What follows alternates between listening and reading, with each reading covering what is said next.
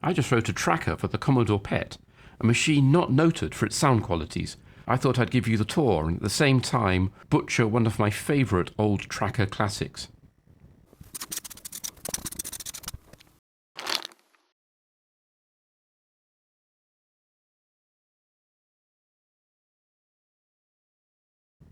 Trackers are a very old system of generating music on computers, low-end computers, dating back to the Amiga in 1987, I think. This particular track is a bit later. It comes from 1995. This is Point of Departure by Necros, aka Andrew Seeger. I think it's an amazing piece of music, but it's not going to sound amazing once I'm done with it.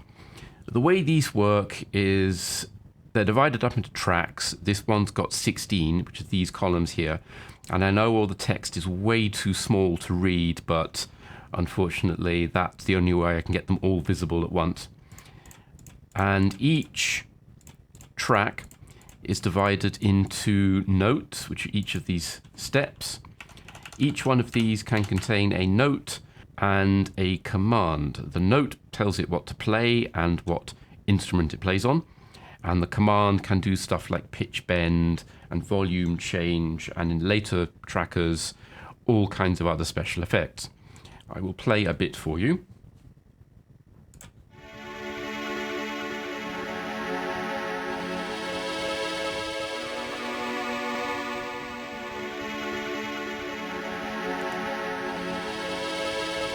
That's part of the overture. The music is divided up into patterns.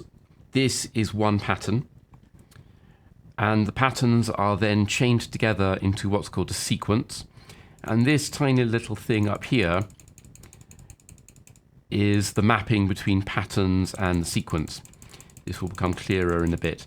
So let me find a more complex pattern. Let's try this one. This has got lots of stuff in it.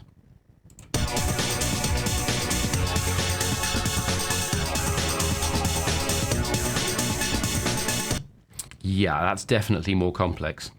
The way you actually write the tune is that each aspect is associated with a particular track.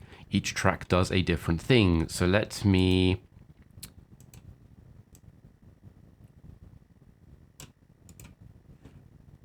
mute everything and play the pattern again. So this just contains some pads for the chords. Go on to the next one. More pads. This one is not used for this particular pattern. General noise and ambience. The drum track, which I will talk about later. More drums. Cymbal. More drums, there's a lot of drums here. Bass line. More bass line. Even more bass line. Yet more bass line. More or less melody. And even more bass line. Now, my tracker, P-Tracker, over here, which is running on an emulated PET 4032, I think. It's not really important. Most of the PETs were quite similar. Works exactly the same way. It's just much more cut down. It's divided into 4 screens. The tabs at the top indicate the different screens. You cycle between them with the clear home key. So this is File, which is the File menu and title screen. Here is the pattern editor. You see it has 4 columns. There are 3 channels and a dedicated drum channel. The sequence is this thing up here. There is currently 1 pattern with number 0 and 1 pattern in the sequence, which is 0. Over here we have the tone editor, which allows you to define envelopes for the various notes that you're playing, and we have a page of help. In the pattern editor, I can insert notes.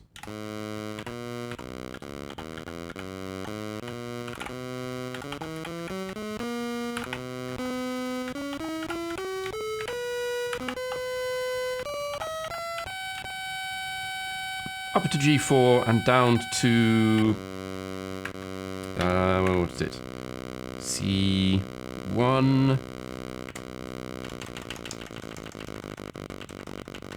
There we go, down to G sharp 0. Sadly, the high notes, if I change the octave up, are somewhat imprecise. In particular, A3, which is a fairly useful note I would want to use a lot, is noticeably flat. Like a lot flat. Anyway, picking something a bit more sensible, C2. This field controls the instrument.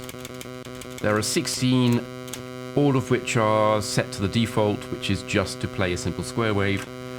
And F here is the volume. All the numbers here you see are in hexadecimal. Trackers always use hexadecimal for historical reasons. Sadly, the sound engine I'm using doesn't really do volume. So it is getting quieter, but mainly the timbre changes.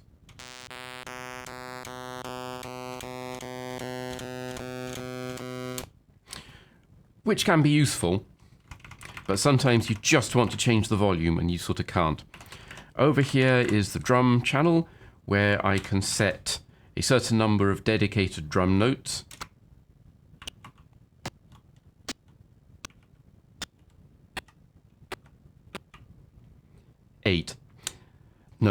Nine. They are not very complicated because these are PCM notes and this machine doesn't really have a lot of memory to store sample data. So all the drum samples have to fit within 256 bytes. But they work. You can't change the volume, you can't change the pitch. So what are we going to do with this? Well, let's wind point of departure back to the first pattern and play it. Let's unmute everything. Let's unmute all. Here we go.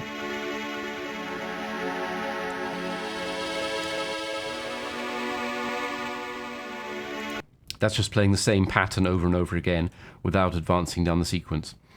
Now, Necros has layered multiple chords to achieve a nice effect, all the notes blending into each other. And the way he's done that is by splitting the chords up into multiple channels with the notes getting fired at different times. If I mute a bunch and play,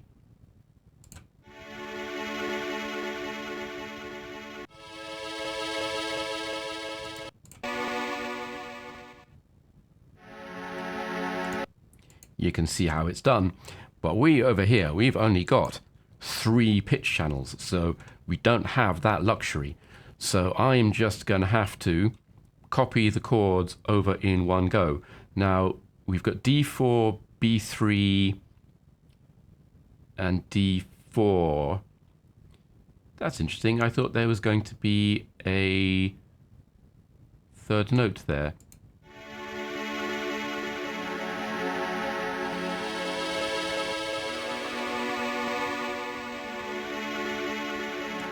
Okay, well, that's D4 and B3.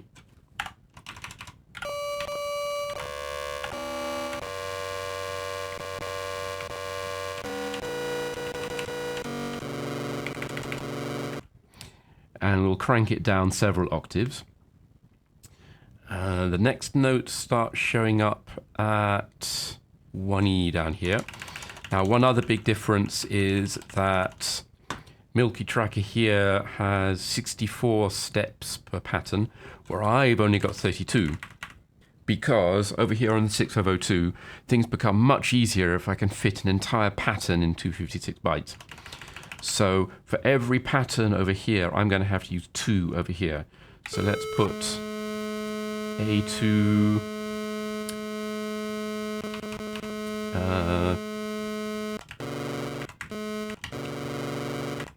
Let's put A2 there and B. Let me see. See, how this works.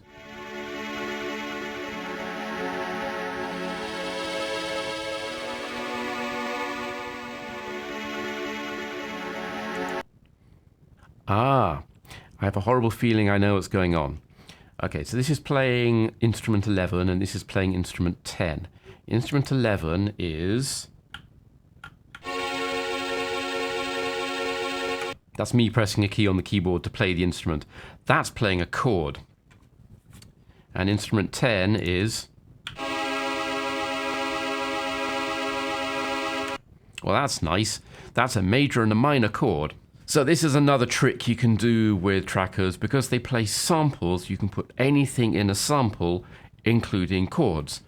So, Necros is managing to play a complete chord using a single track. And then there's multiple layering effects to make it sound nice. So, that's great. This requires me to know about chord theory because I have to reproduce those chords. P-Tracker over here can make square waves. Simple square waves and nothing else. So let me just go look up a chord chart. Here's a handy chord chart. So we can see that D major is D, F sharp and A. Now I should know this, but I don't, which is why I'm using the chord chart.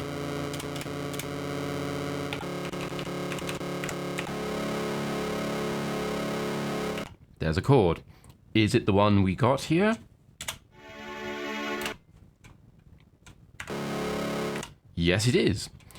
Okay, so the next one comes along at about step 10. We're not doing our layering because we just don't have enough tracks. So that is B minor. Yep. Assume it's B minor because it's on a B. So that would be B minor, B, D, F sharp. And in fact, we already have F sharp there on that note. And we've got a D. So we should just need to change the A.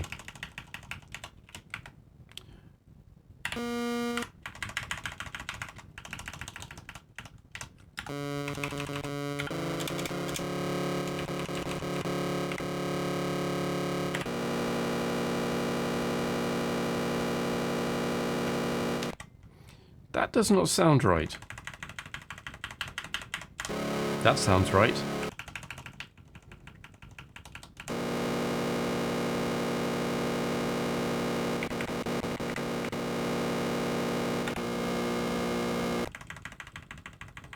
This is a limitation of the sound engine I'm using. Overlapping notes don't really work very well. The sound engine is doing everything in software. It's generating the square wave output while the note's playing by just throwing bits at an I/O port. There is a little bit of hardware support in that there's a shift register that does a lot of it for me, but it's still using slightly more than all the available CPU time of the machine. So if I play this, you may notice that the pitch slightly dropped. That's because the extra time spent in figuring out what notes to play, as opposed to this, which is just playing a single note because this is the editor, is enough to take enough CPU time to drop the pitch slightly. But we just have to deal with that. Okay, so we have...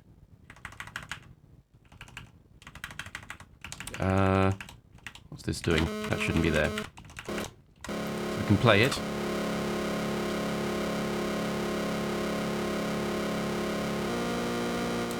And that's way too slow because we haven't changed the tempo, and the tempo is currently 20. This is actually getting through notes.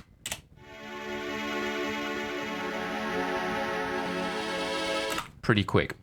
So, change the tempo with Control T. This changes the delay between notes. It's currently at 20 hex. Let's try 8. That's a bit fast. C.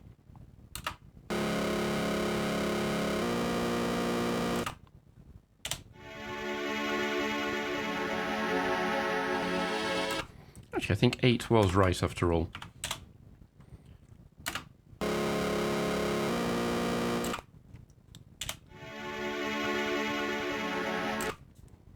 Yeah, I think that's about right. And you'll notice also that the pitch here between the two chords is going down, but the pitch here is going up.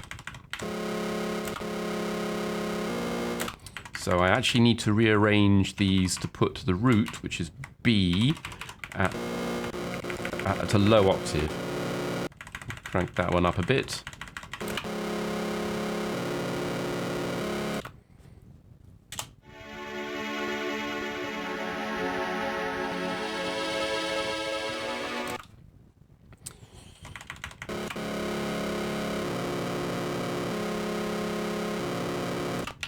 Okay, I think that's about right. So we now need to add the next pattern for the bottom half of this one.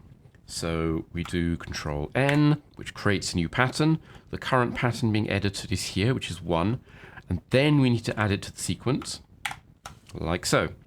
So now we can put the next note in. Each of these patterns contains 2 notes. That's efficient for you. Now this is A major, which is A, C sharp, E. A probably wants to be at the bottom. C, oops, sharp 2, E2. And what's the next one? E minor is E, G, B, and that wants to go halfway down the pattern at 10. So that's E, E1, E2,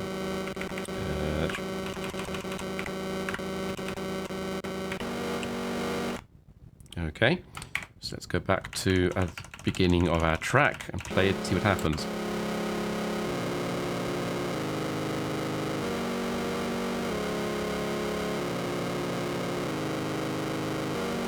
Well, it's a chord progression, but I don't think it's the right one.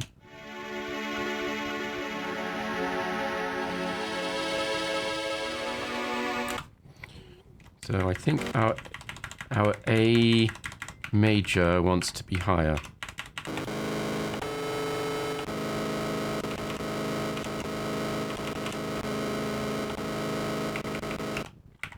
One issue is I don't actually know whether the instrument is biased pitch-wise. So if I tell it to play a C, I fire up the instrument editor, and I play a C, it said play a C. Not that C, this C. Is that actually a C minor? And this is the major.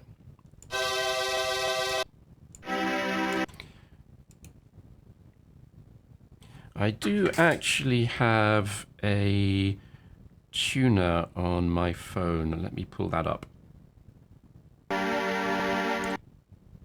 Using a spectrum analyzer seems to suggest that's predominantly G, but I think it's picking up that G, which is actually good news because that means it's probably a C.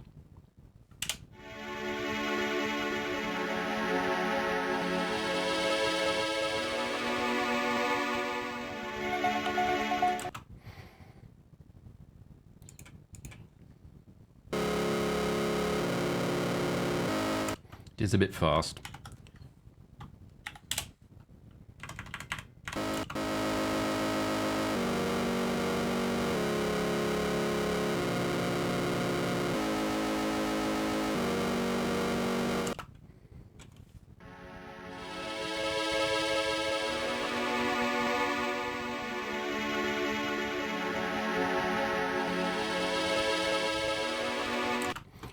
I do have a great deal of difficulty telling the relative pitch of chords. I don't have a lot of musical training, sadly. But anyway, I think that will probably do for now. We're not going to finish the whole tune, it's quite long. But I thought that doing a certain amount of it badly would be fun. Anyway, we've now done 2 patterns. Let's go to the next one.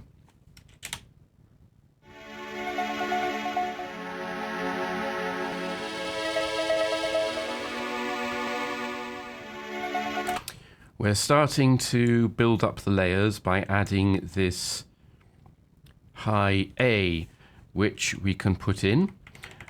In fact, we already have an A.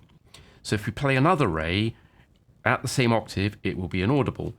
So we kind of need to put a at a higher octave, preferably replacing that one. Now this is problematic because, let me see, where does that start from? About here. Let's put a short note there. This symbol here means stop playing. Oh, hang on. Sorry, I forgot to do a thing. We need to create a new track, a new pattern, sorry, based on this one, because this has got the right chord structure. So Control T to clone,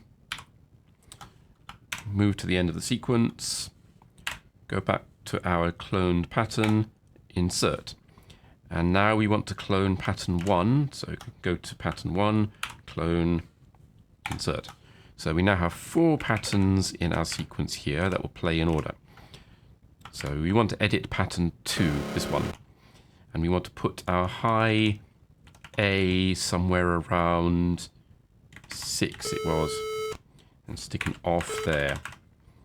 And I can do Control R to repeat mode. It will now just keep playing the same pattern over and over again without advancing through the sequence.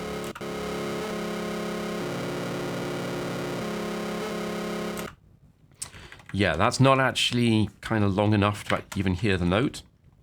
So let's move that to here.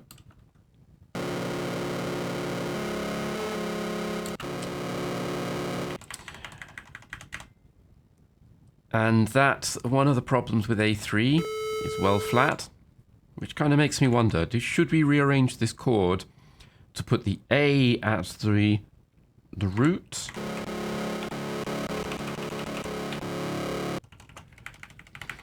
Because that might let us go to A2.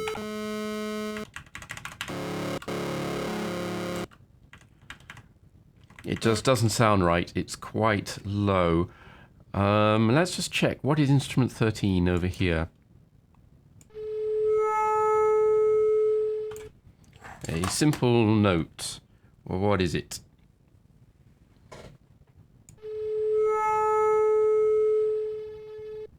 Interesting. I'm pressing the C button, but that's an A. If I press the A button, I get F sharp. But this is playing note A. Right, that sample is not tuned to C. It does say it's relative to C here. Okay, F sharp. Luckily, F sharp seems to be okay.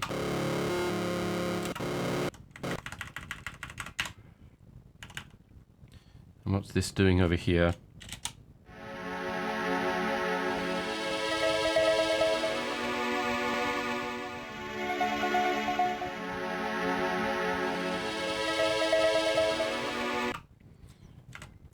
So let's start putting some effects in. Let's have this fade. So we stick lots of V commands in. I'm inserting this with Shift V, which replaces the note with the command. That's another difference between P tracker and proper trackers. For space reasons, every slot can contain either a note or a command.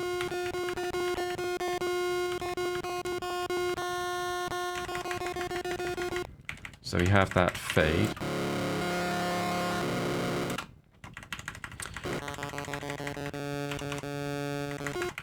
And then we want to do the same thing here, but with G. Now, if we play a C to get an F sharp, then what do we get if we play a G?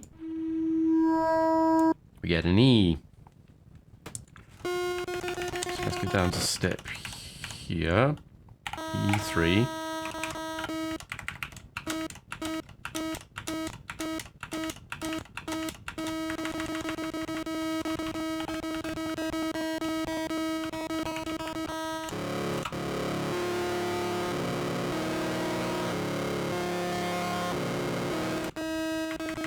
That sounds completely wrong.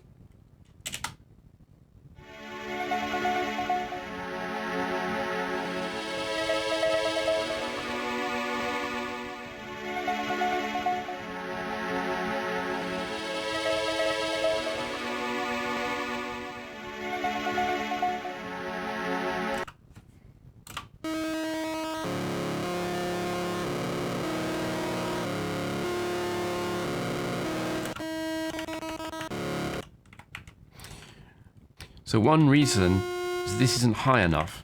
So can we shunt this down an octave?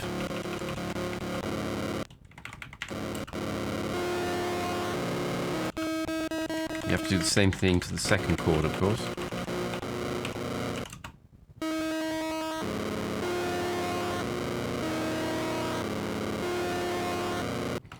Now it just sounds kind of rough and groany. Let's put this back up to 2.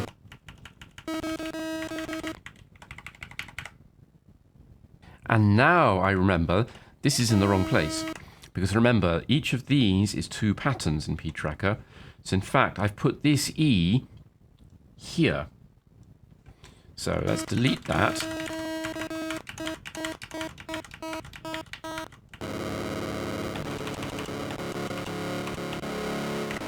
Let's put this back to, so it should be a D1. And we actually want our E to be in pattern 3.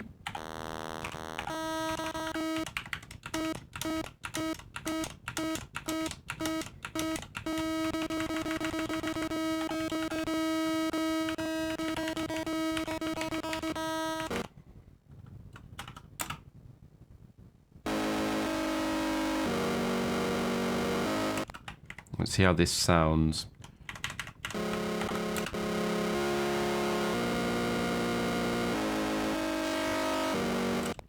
Terrible.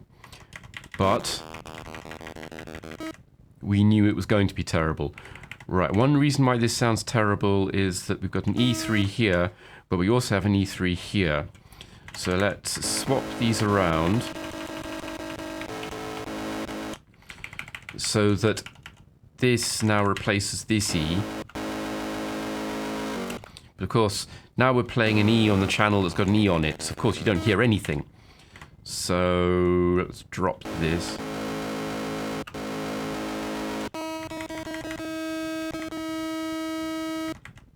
A bit more. Nope. So I think that's got to be an E3. Can this be a 1?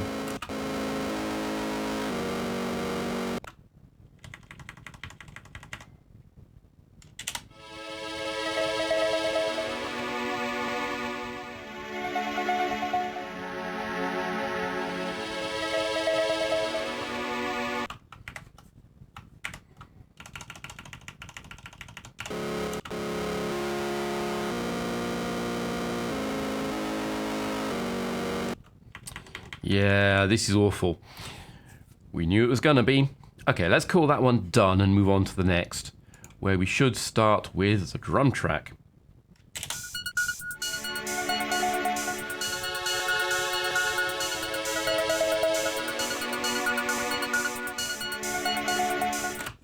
So this is actually pretty straightforward. We just need to clone patterns 2 and 3. So go to pattern 2, clone, right. Pattern 3, clone, right. Okay, so we've now duplicated 2 and 3 into 4 and 5. And over here in the drum track, we put our snare pattern. What is the snare pattern?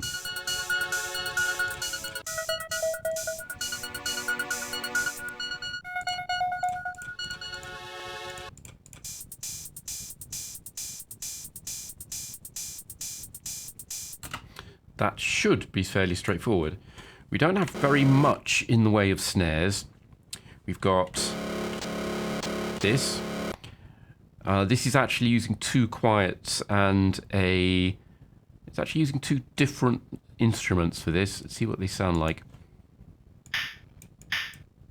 But it's actually quite high pitch, so yeah, classics. That's a hi-hat. And what's the other one? The other one is a 3, which is one of these. Cymbal. So we've got a hi-hat, like there. What we don't have is a cymbal, because our drum sounds are all way slow. So let's use the snare for that. And this is repeating every 4 steps. So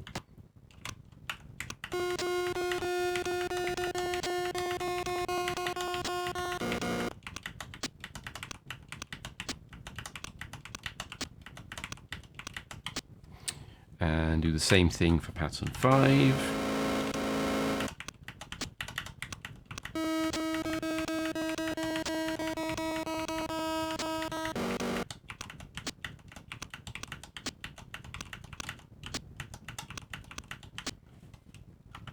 And let's play it and see what it sounds like.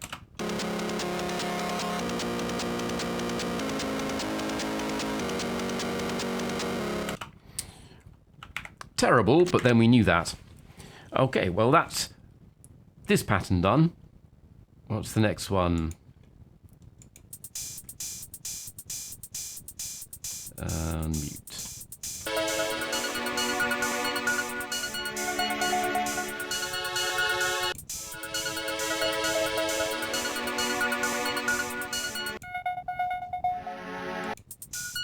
Ah. We also have this high pattern here, which is actually extremely distinctive, and it wouldn't be the right track without it.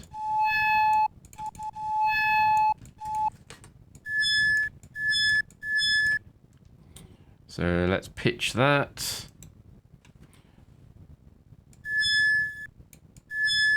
That's an A. So that is the tuning described here, which is a problem because, of course, we don't really do high A's.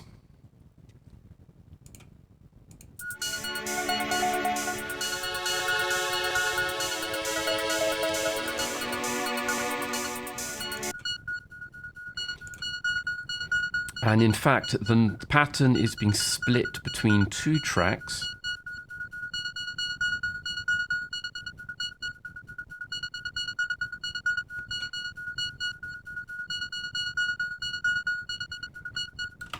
And it's doing something complicated with the volume adjustments, which is these green numbers here.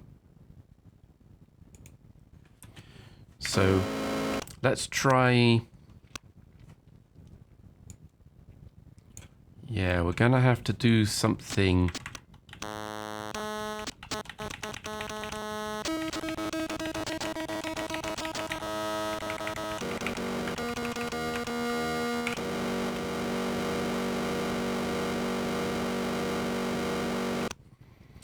And in fact, when this switches to EB,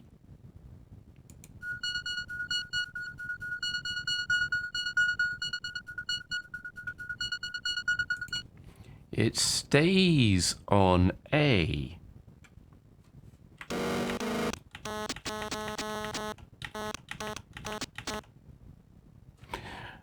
I am, of course, editing the wrong pattern. I should be editing this one.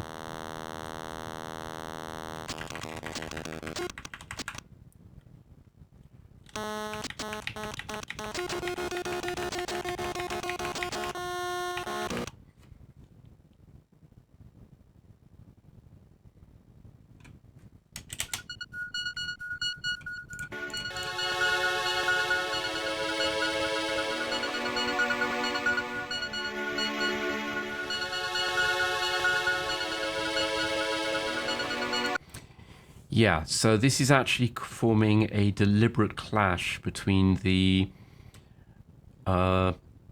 the D chord here, which has a B in it, and the A, which is right next to it. Thing is that because the A being played here is actually really high, this is octave 5, the D tune is actually not particularly noticeable. So it just sounds interesting rather than anything else. Unless I have completely got this chord wrong. So let's just put some more A's in.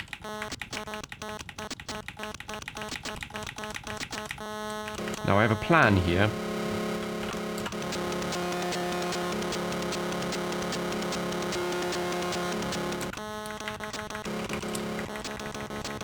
This involves the pattern editor. So I'm going to, not the pattern editor, the tone editor. I'm going to change this to use tone 1.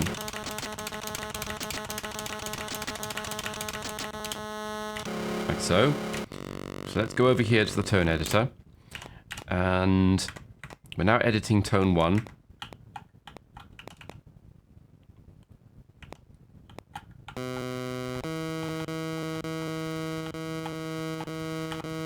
That's our sample note. We're going to change the volume envelope.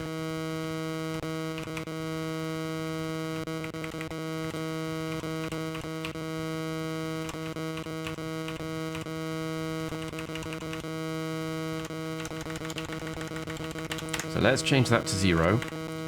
And then we're going to change the repeat settings to repeat 10 to 11.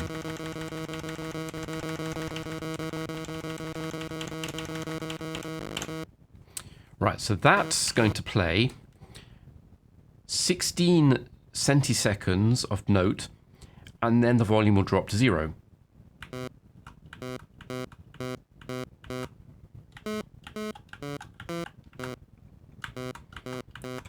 So if you go back to the pattern, that's too long.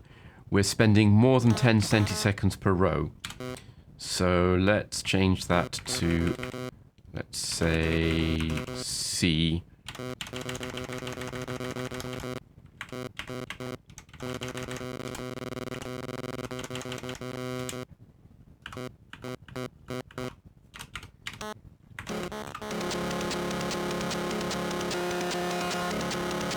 Still too long.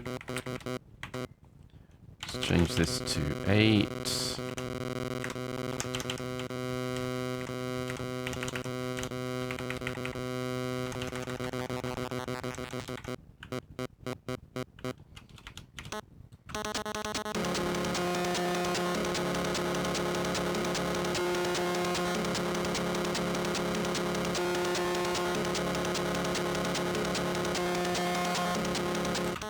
So we now have the short beeps, all right.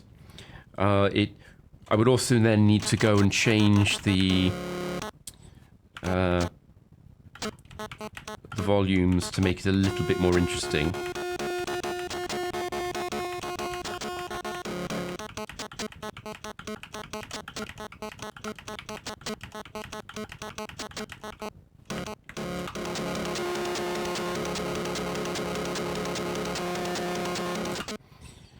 Of course, it doesn't sound even slightly right. Really, this wants to be much higher, but of course, if we go to A3,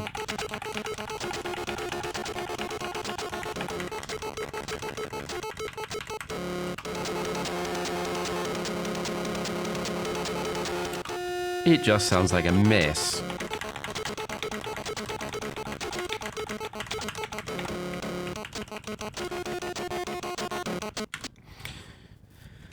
So, that's great. In order to do this properly, as opposed to the messing around I'm doing at the moment, I would need to properly figure out what these chords really were, because I'm not convinced that they are actually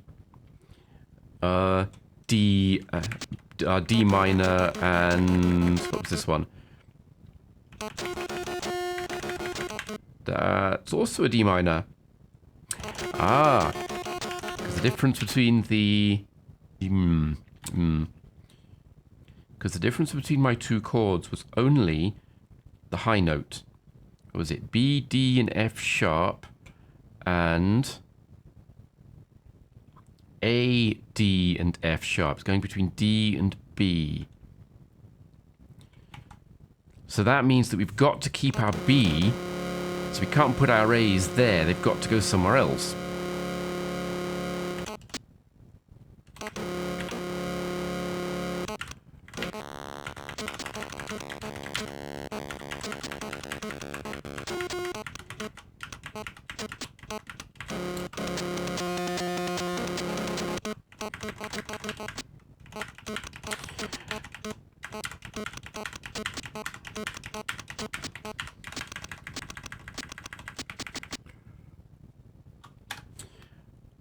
But the root note of the B is, of course, the B. The root note of the D major is, of course, the D. So we've got to make those fairly prominent or you won't hear them.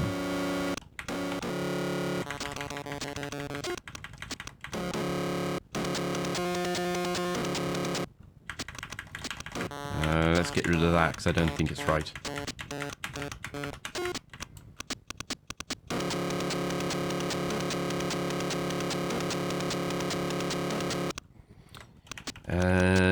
Yeah, I think I've completely mangled that. Let's go back to our first button.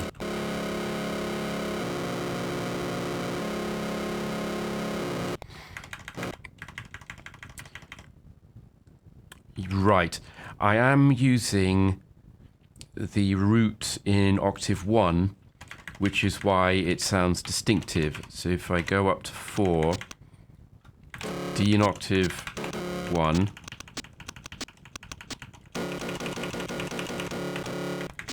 B in octave 1,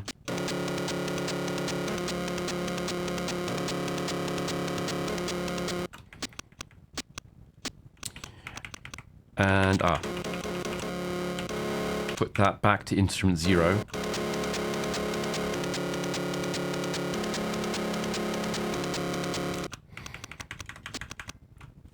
So if we keep our B, let's try putting an A here.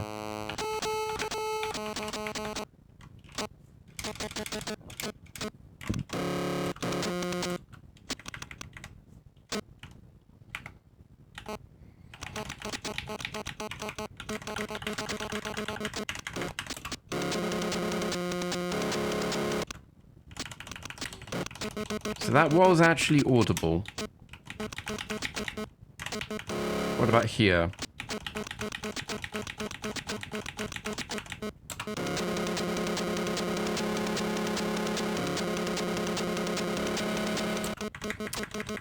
But we can't put it there because that's where our root note is.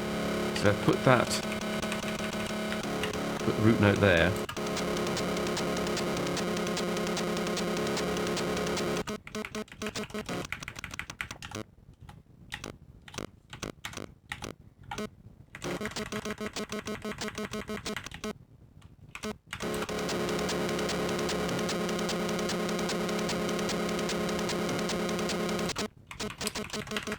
Honestly, it sounds kind of miserable, but let's move on. We've got the bottom half of the same. It wants to be the same effect, actually.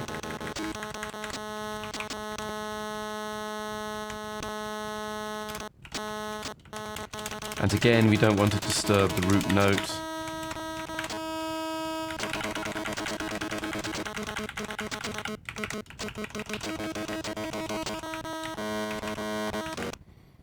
So let's try that here.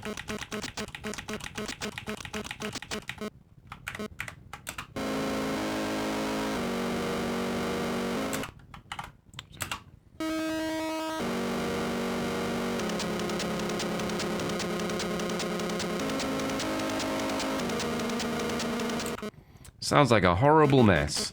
A horrible, horrible mess. Yeah, I don't think this is anything resembling right. I took a break and spent some very dull time off camera checking the pitch of every single sample, and every single sample is pitched differently. So I can't rely on any of these notes. I just have to, measure it. Luckily, I found a decent phone app that will do it. But anyway, the result now sounds like this.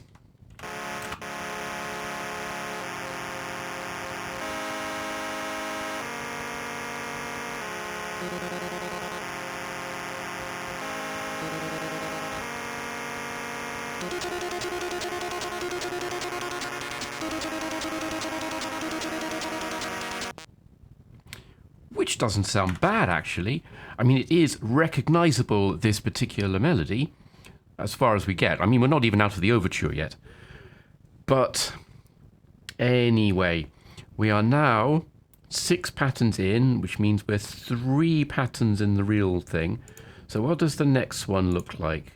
That's index 3, pattern 5.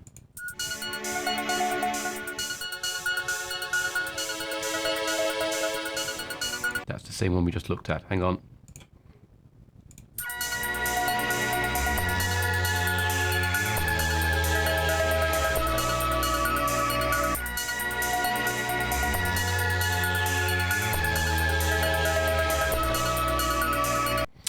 Oh dear, now we've got more layers. Okay, so same as before. Clone 4 and insert. Clone 5 and insert. And we are gonna have to put some more stuff down in these empty gaps. So what have we got? Oh, I forgot to unmute this.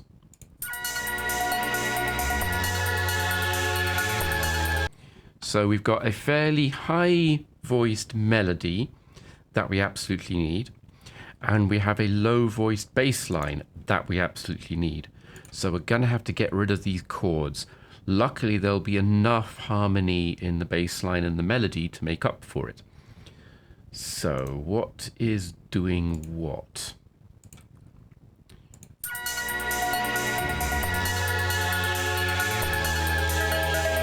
Mute all. There we go. Right. These two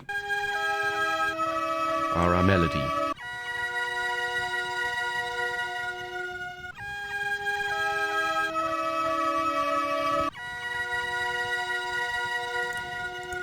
And that is instrument 12.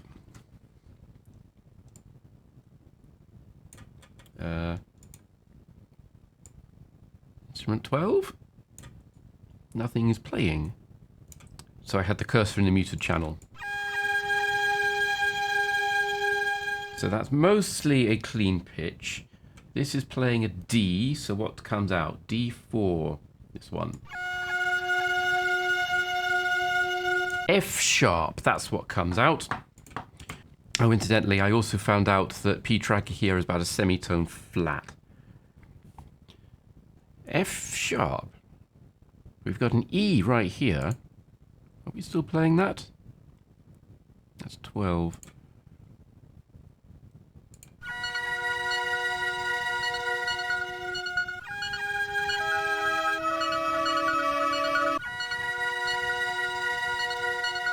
Yep, okay. So we've got D and G according to the tracker. So that's F sharp and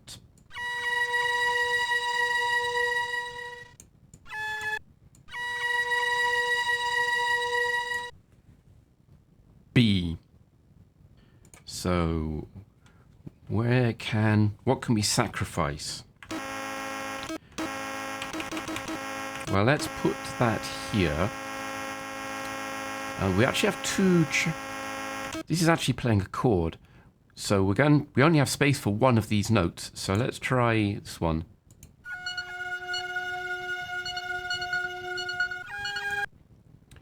That sounds reasonable.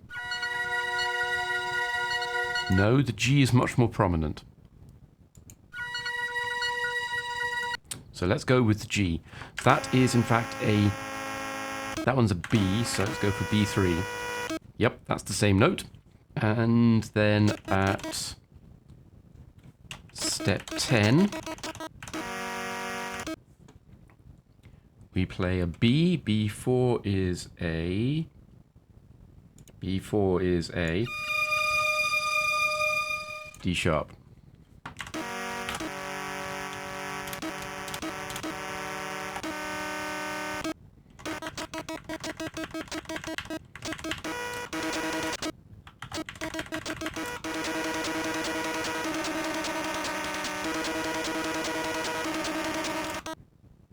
Wait, that's a different note.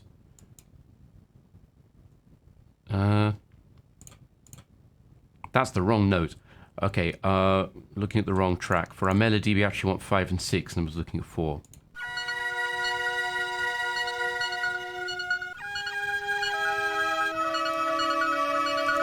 So in fact, there is nothing here. I can put that back to what it was, which was a D2.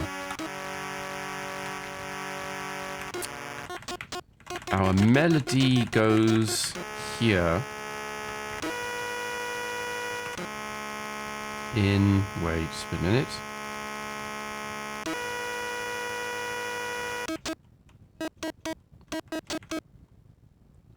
Damn it, I've been editing the wrong pattern. That should be C sharp. There we go. This one wants to have our melody note, which was the B.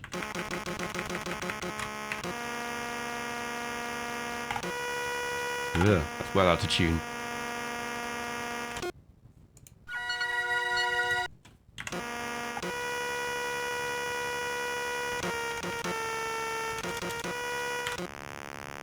Let me just double check that. G4. G4.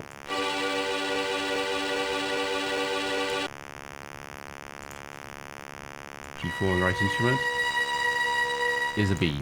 Okay.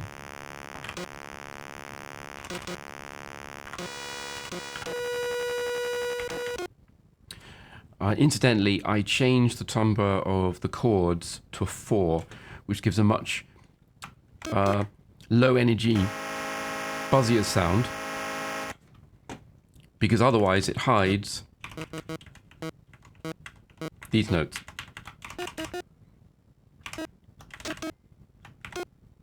And once again, I've been editing the wrong pattern.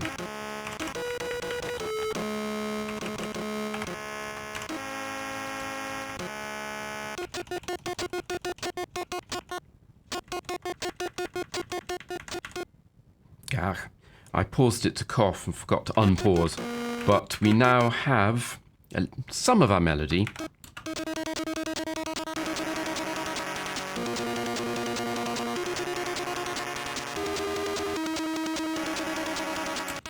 So the... that should be an F. Let's try that again.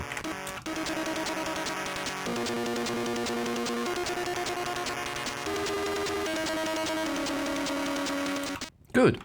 That's sounding almost recognizable. Next step, we want our bass lines. Now we are actually looking at the right pattern, which is nice. So mute both of these and let's find where the bass line is. We don't want that one. Is it 13? No.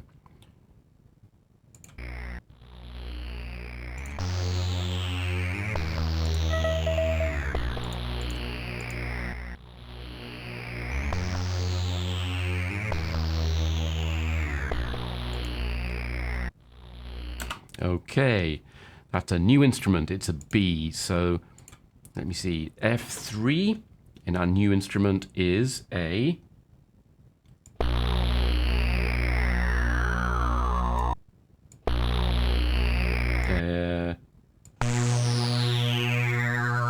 can't quite tell according to the phone. It's a B. Okay. So that's... what? 2 up.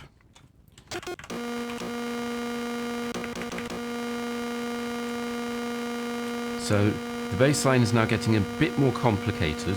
Sorry, the entire track is now getting a bit more complicated. Because we're going from B to...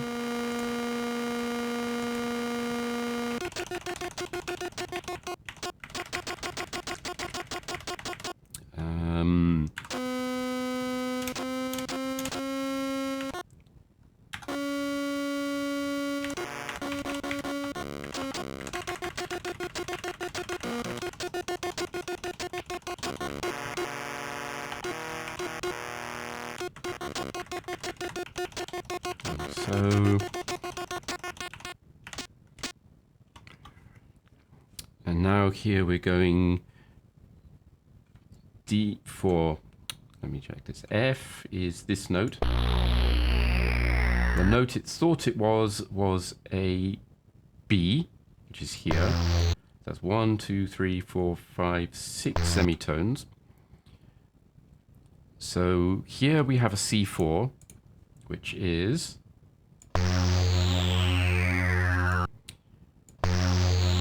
1, 2, 3, 4, 5, 6. It's F sharp.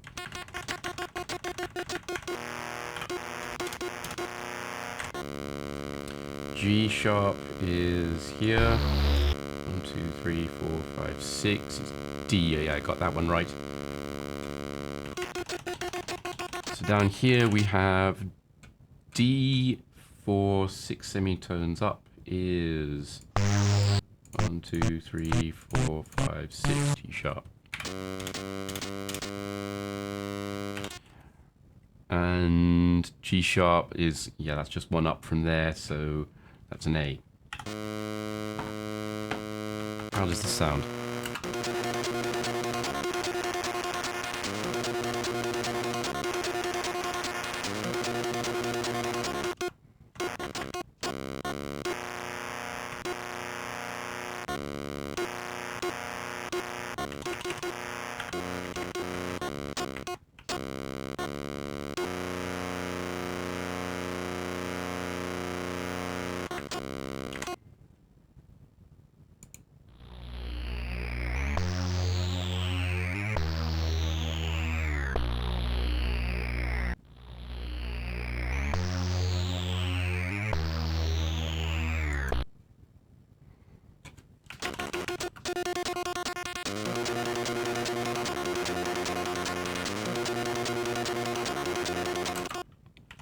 Okay, that's sounding good.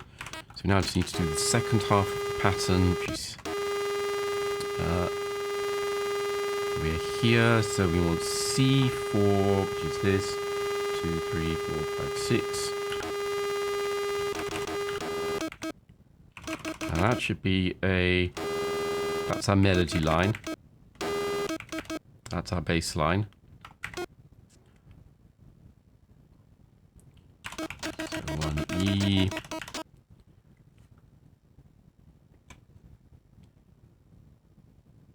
D4 is 1, 2, 3, 4, 5, 6. G sharp, A flat.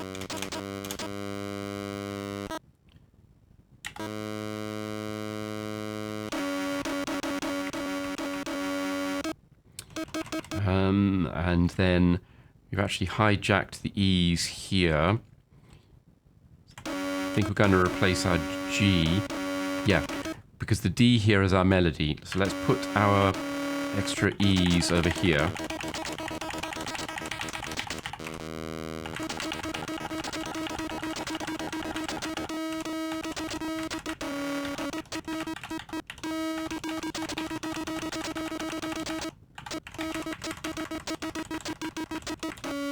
F, E, D, C, B, A, 9, 8, 7, 6, 5, 4, 3, 3, 2, 2. So that means that over here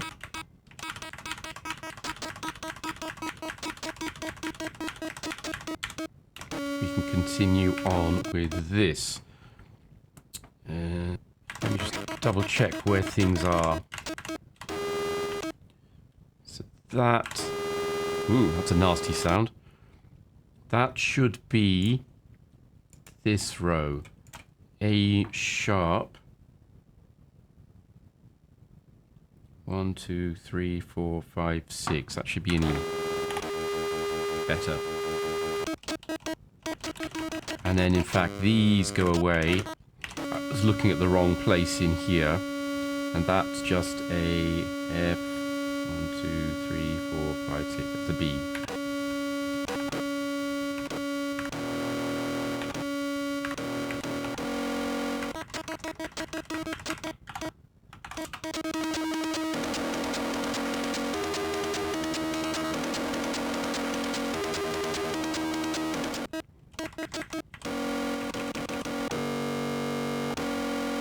That does sounds a bit suspicious.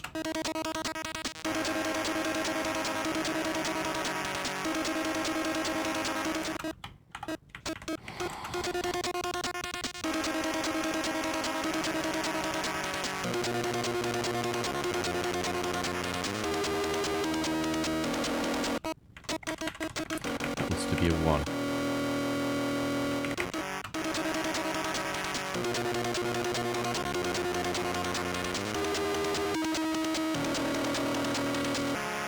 Okay, I think that's all right. There's supposed to be a Discord down here, I believe.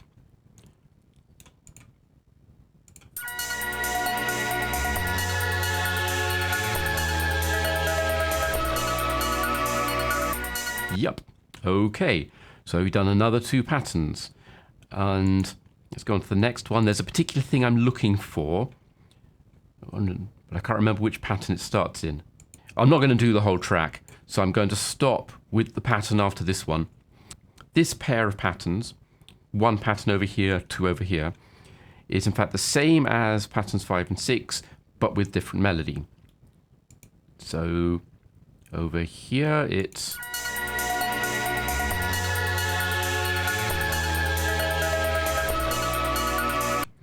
Over here it's...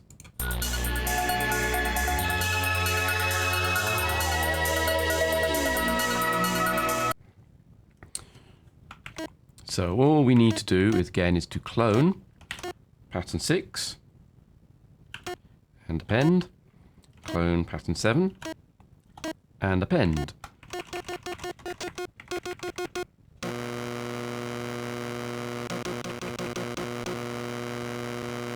Wait a minute, where did our melody go?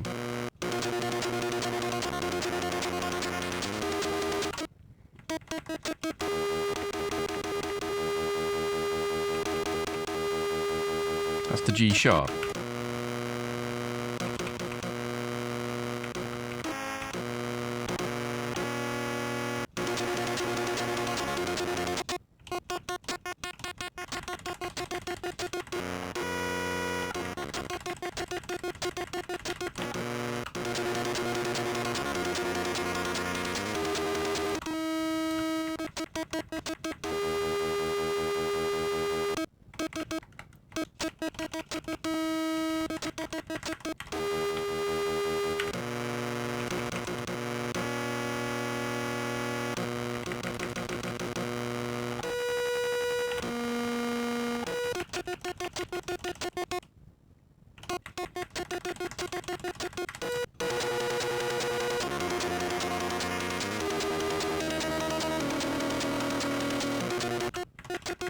Yeah, okay. It's this B. Again, let me check that. I think it was these 7 and 8.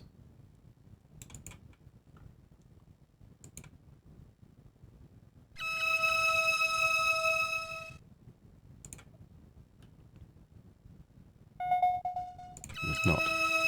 This one.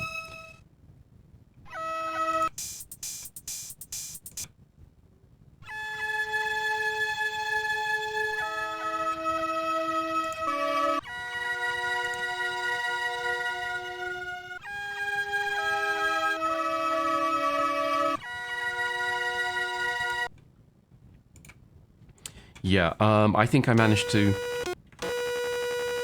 Can I get away with that? Is it too out of tune? This...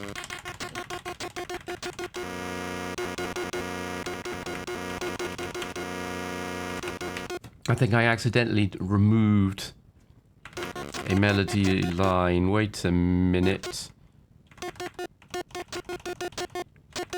Yes, I did. There is...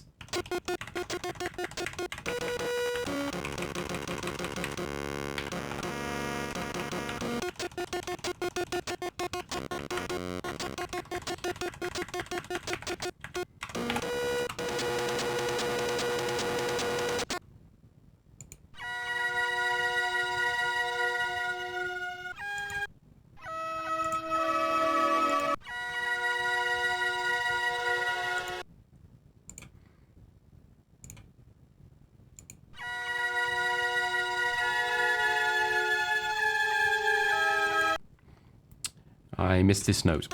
Okay, we're putting our melody in the top track and the bass line in the bottom track and our weird noises in the middle. Okay, what does this F4 turn into in instrument 12?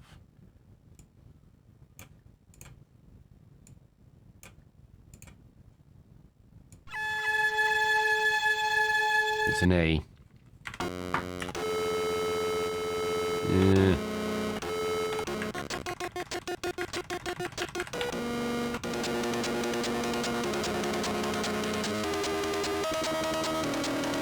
That'll do.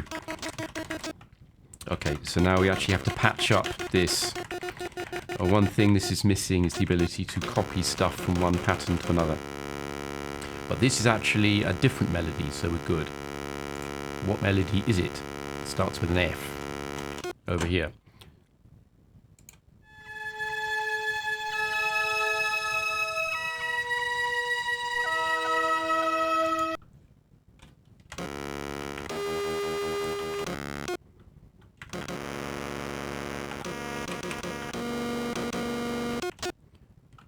B is correct.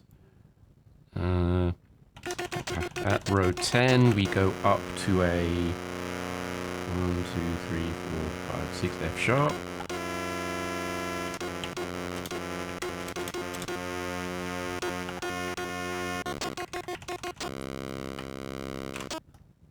At row 20, we go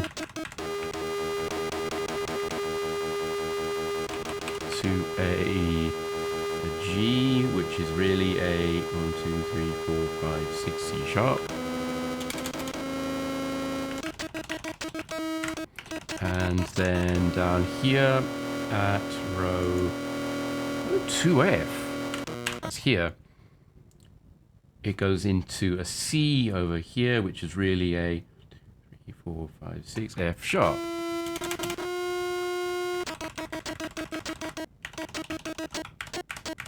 Let's see what it sounds like.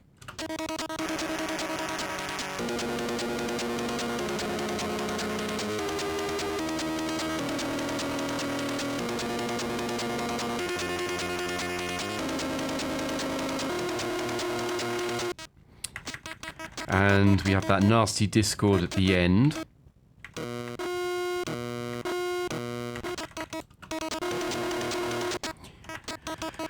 Which is right. Can I make it a bit less noxious?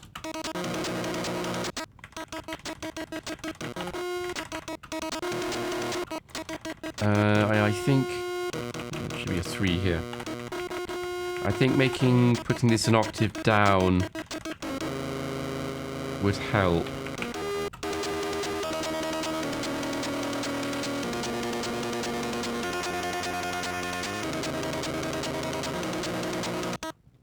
No, that just sounds bad. So we'll deal with it being slightly out of tune.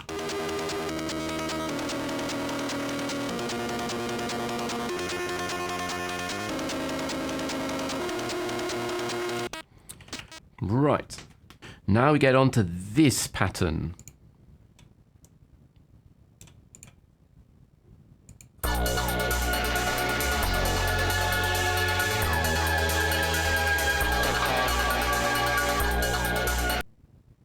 I'm sorry.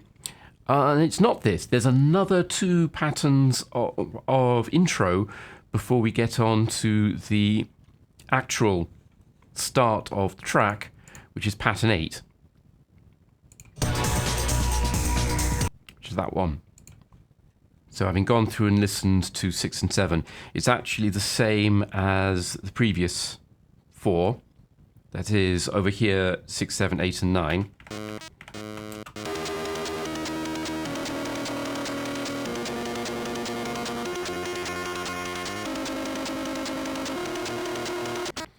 But with a much more driving bass line.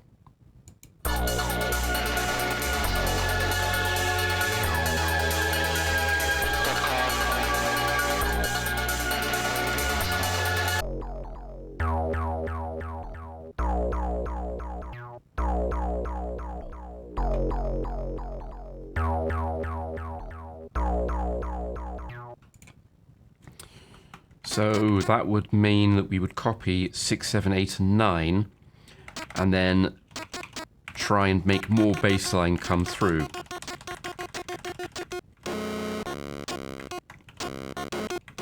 Now, one issue is that the engine doesn't actually do bass very well. It's not very loud.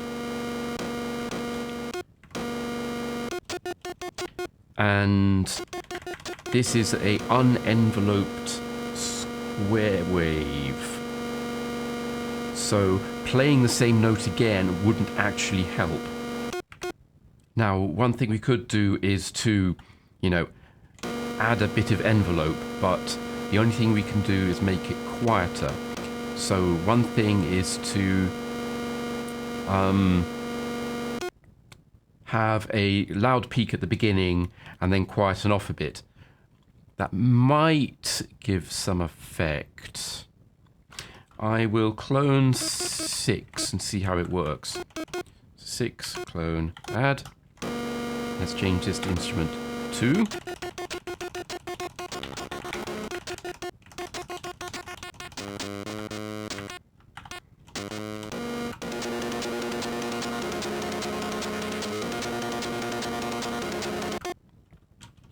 So go over here to the tone editor,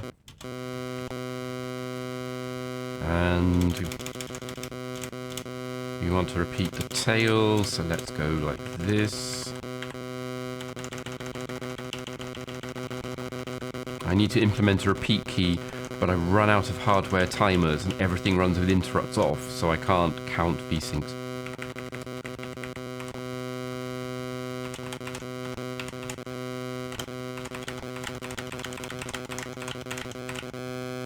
So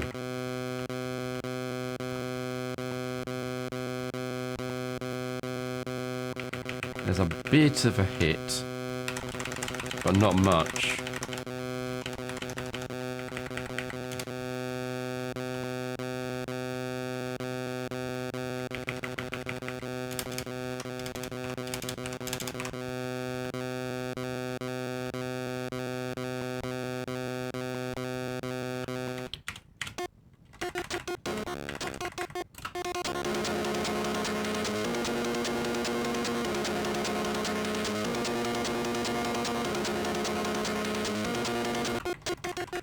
It's not very audible. Okay, let's put some more of the bass line in and see how it sounds.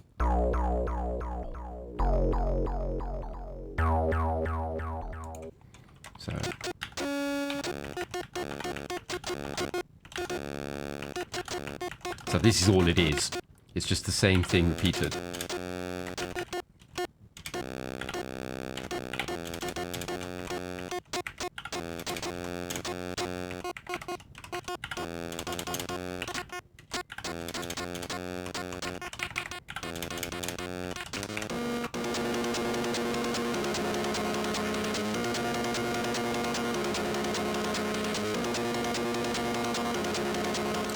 Is that noticeably different from this?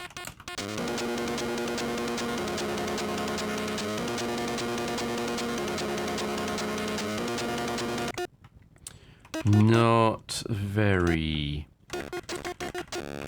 So we can switch octaves up.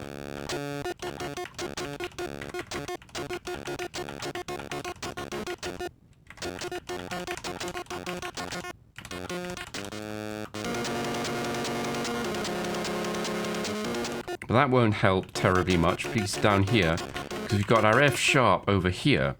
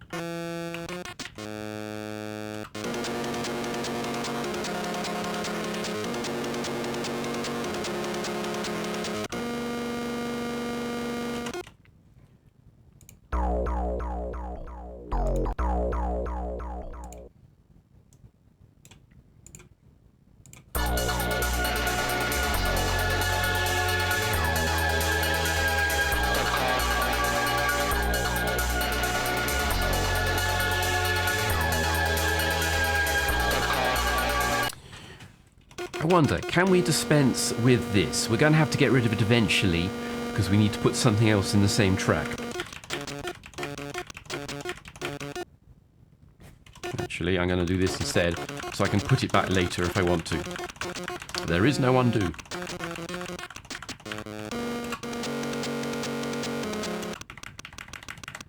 It's back down to octave 1.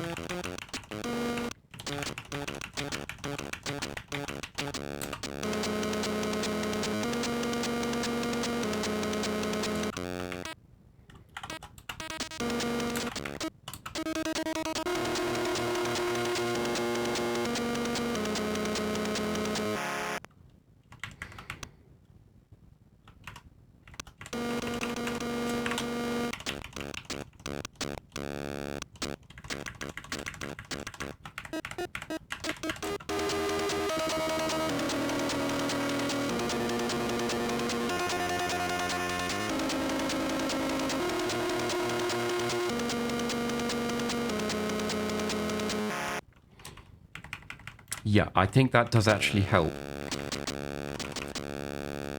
The sound engine here is not great. It produces a very ragged sound, particularly when there's lots of stuff layered on top of each other. And honestly, without this stuff, I think it is cleaner. So we'll want to migrate away from it so that we can start doing more melody.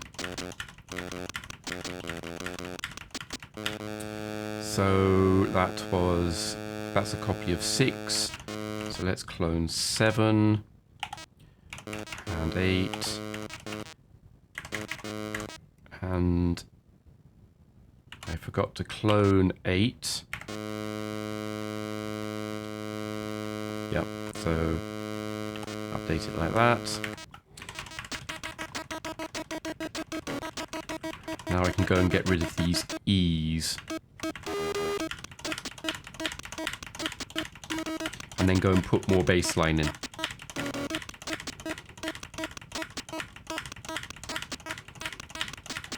It'd be nice if there were some bulk operations, but there aren't. And luckily I'm using a PC emulator with a PC keyboard rather than a real Commodore PET keyboard, because Commodore PET only have 2 function keys, no, sorry, 2 cursor keys. They don't have 4, they've got 2. If you want to go up or left, you use shift with down and right, which is differently ergonomic, but Commodore people will be completely used to this and not think anything of it. Okay, now we want to put our bass line in.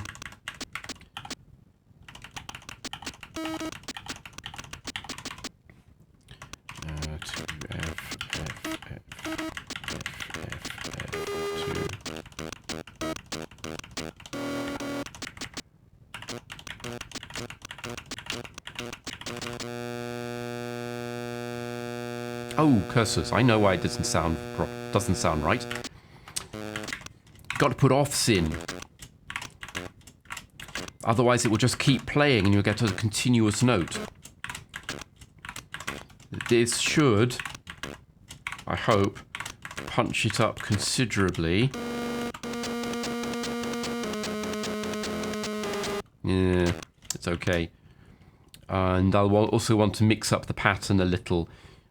So you see here. Oh, in fact, it's skipping 2 rows. So it wants to put it here off.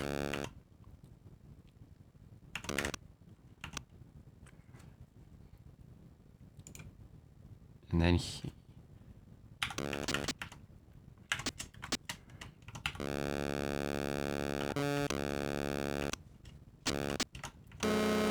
then we switch to the second half. Yeah, that's...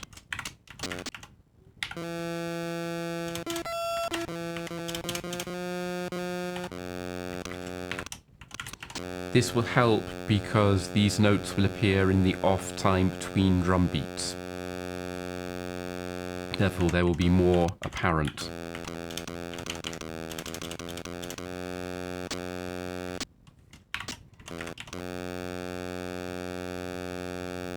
And we are at 1C, which is here. There wants to be an F. And there's nothing in there.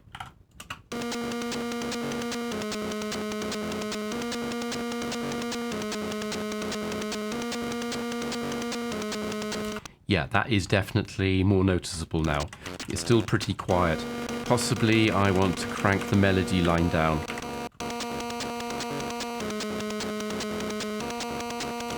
But I want to do that for these three as well.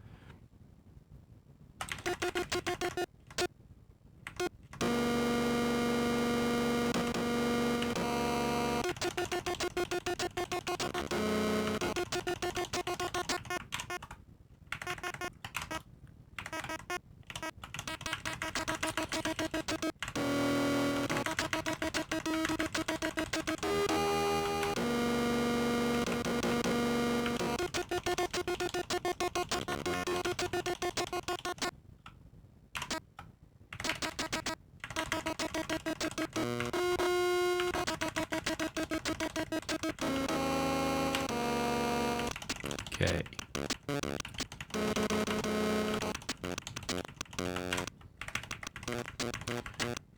I'm sorry, there's a limit as to what I can actually, you know, talk about when making the same edit over and over again.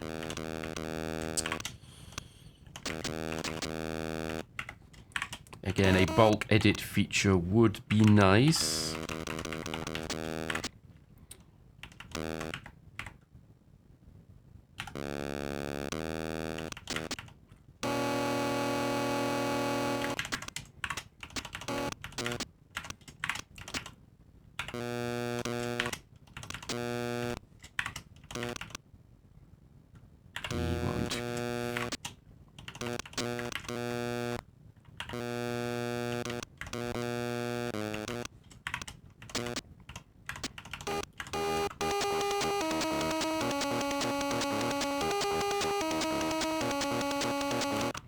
Yeah, this is sounding much better.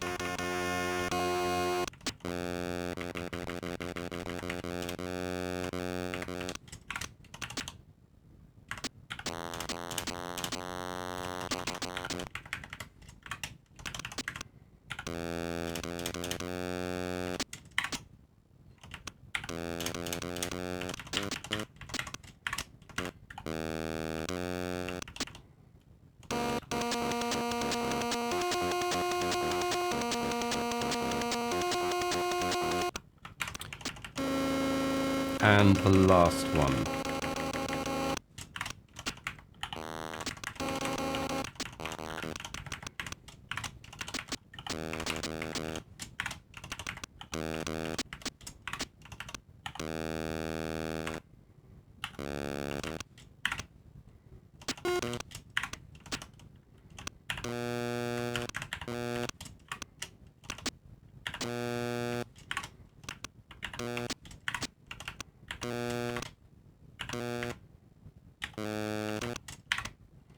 Okay, how does this sound in total?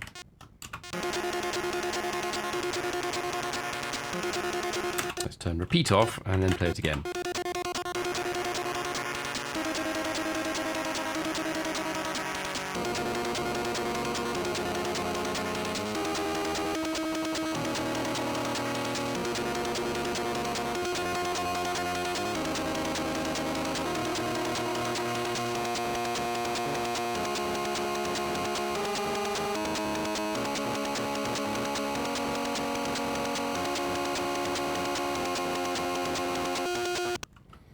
That's okay.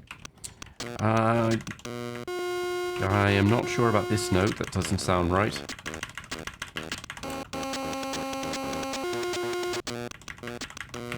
Or possibly the one after.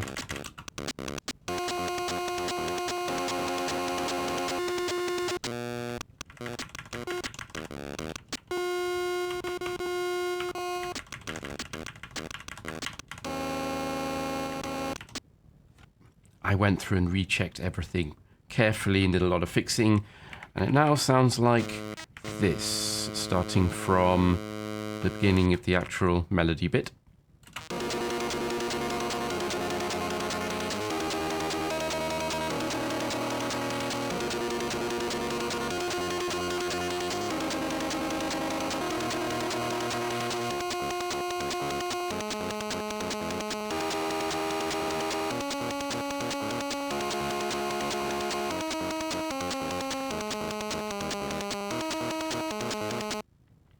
Okay, so now I think we should get to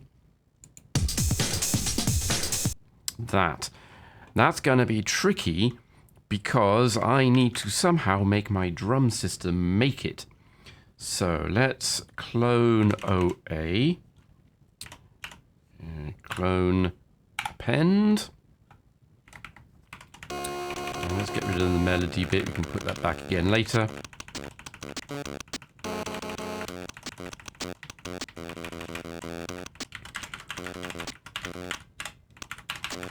So the tricky thing about this is that the entire drum beat, apart from other samples added on, is a single sample. This one, if you go to sample editor, where is it? This one. And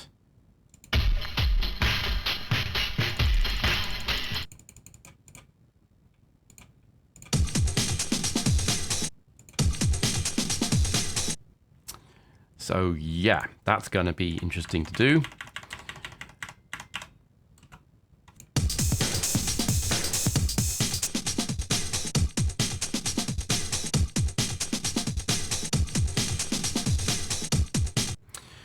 So the lucky thing, well, not lucky, it was carefully designed this way, is that one complete loop of the sample equals 10 steps from here to here.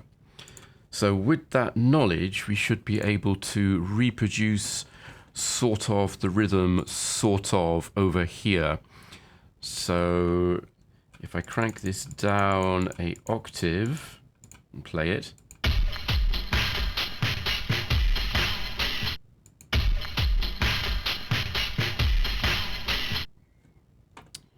we have in our 10 steps, so we've got about 8 there, about 4 is there, so this is 2. So we need 2 kicks. That's a kick.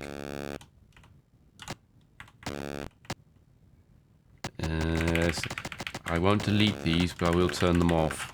I'm setting the volume to 0.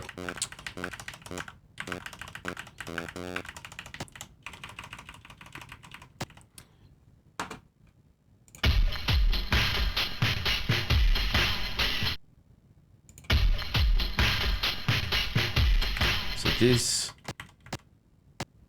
needs to be fairly high but substantial.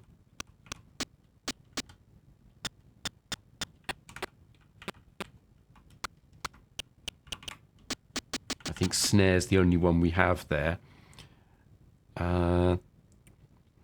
Then there's a gap until 8, which is about here. And I'm going to go through and add fills. What does this do? Let's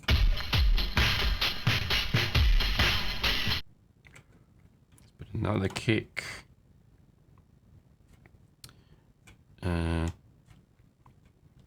Another kick at C.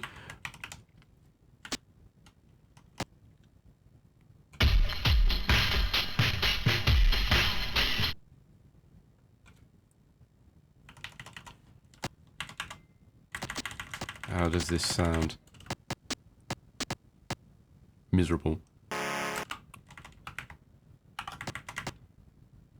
And I can actually do a trick here. I can do Control L to change the pattern length to 10. So now the whole pattern's only this long. It doesn't actually change anything in memory, but it will mean that this will loop properly.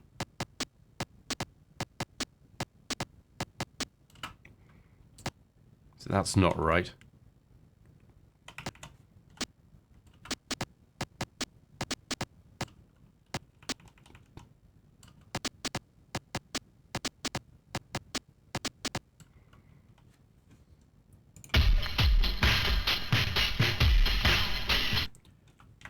Okay, I finally managed to get the overall structure. So now I should be able to fill with stuff like hi-hats.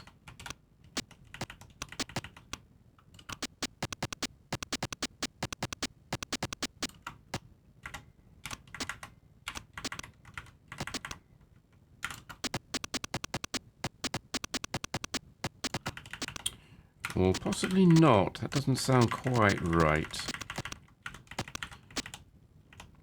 This gap here takes the kick drum slightly off the beat, and then there's another gap here that puts it back on again.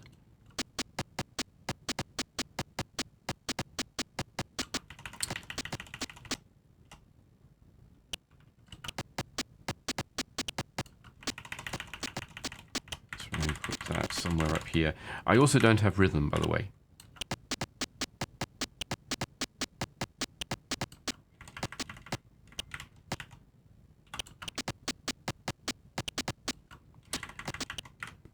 Possibly I don't want anything else. Do I just want it like this?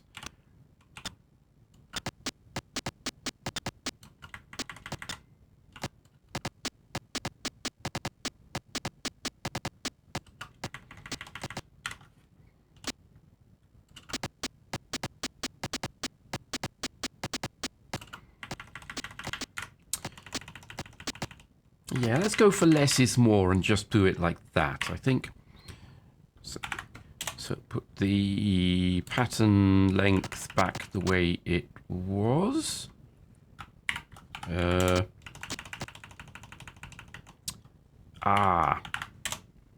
That's a bug. I can't actually set the pattern length to hex 20, which is kind of what I need it to be, because that's the default value. I will have to go away and fix that. Give me a sec. There, fixed. So now I want to duplicate the drum pattern here. Oops, not there. So kick, kick, snare.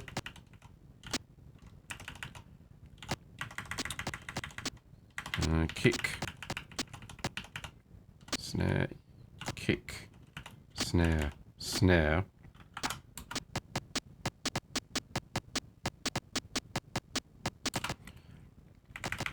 So let's go over here and put the bass line back again.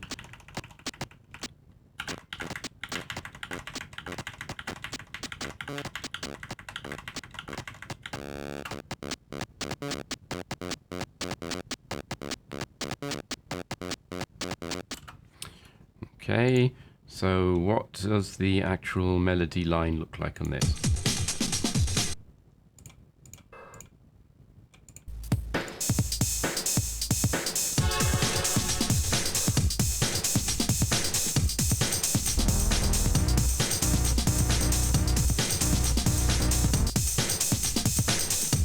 That's the full drum sequence with the breakbeat instrument, the breakbeat sample here, but then manually created cymbals and so on in a different track, which I have no way of doing, unfortunately.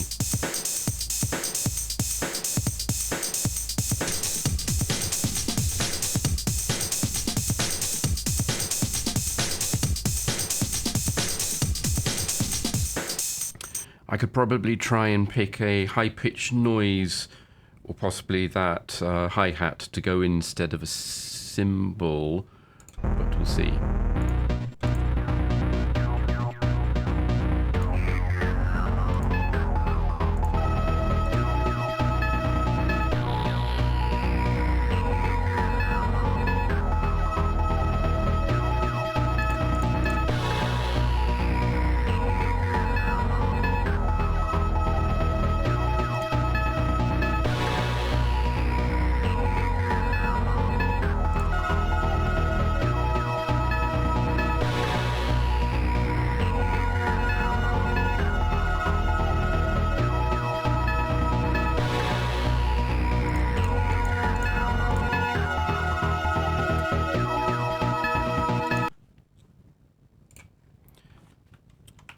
So that's basically it. We've just got the new drum track with... I don't think we can make the bass line much more aggressive. And the same melody line as before. So that would be... We want the melody line from 6, I think.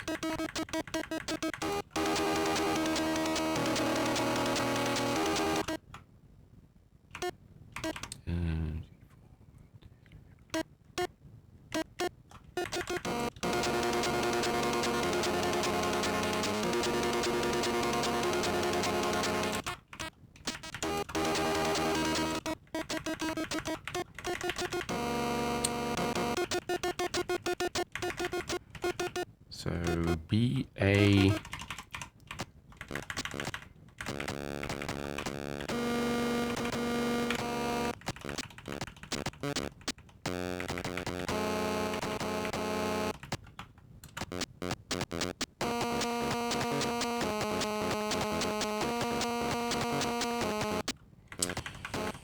But really, this is where the track proper starts. We've only just passed the intro.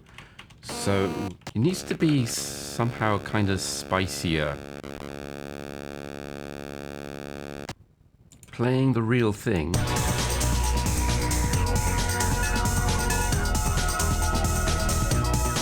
the high-pitched melody.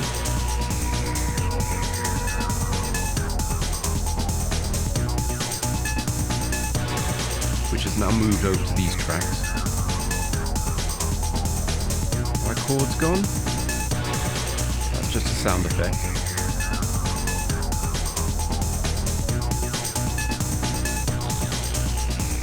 The 4 drum tracks.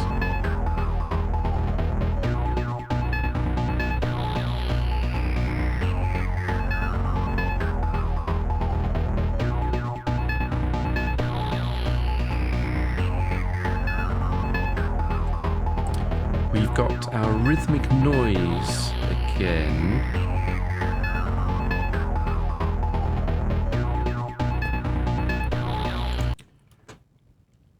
Which we had here, these two.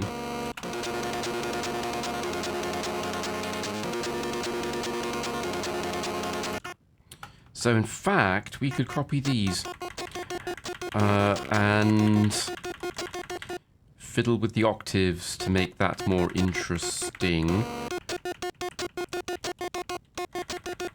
Plus the more aggressive drum line from the last 4. Okay.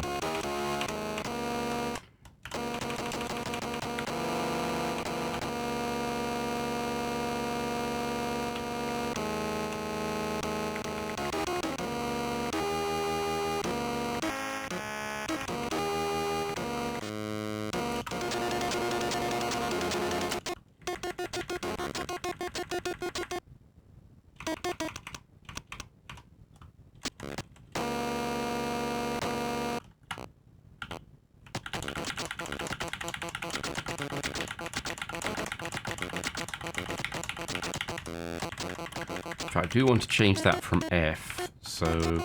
Oh no, it is F all the way through.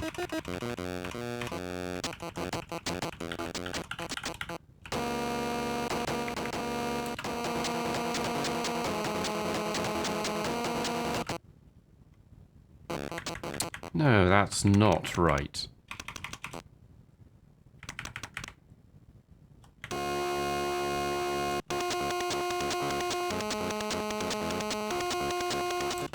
I think I copied the wrong track. So this isn't actually the first bar pattern, first pattern of melody.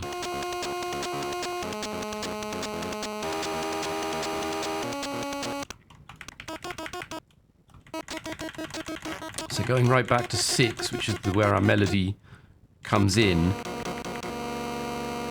D, F, and B.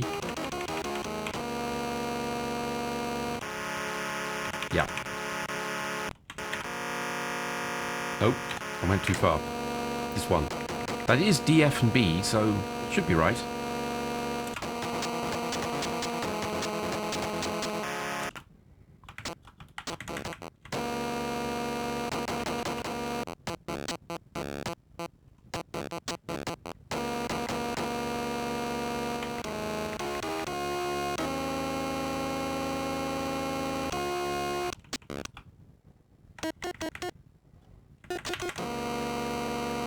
I am very confused with what's going on. So our melody is on D, our bass line is on B, but we should have copied A. So melody is on F sharp, bass line is D. Yeah, see, I copied the wrong pattern.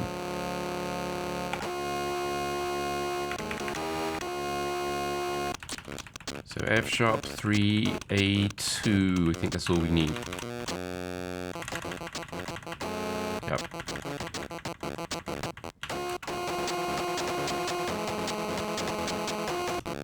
Well, that sounds like suck.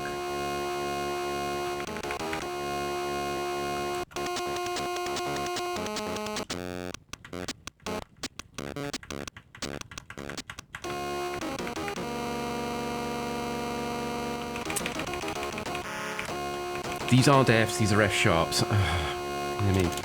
Okay.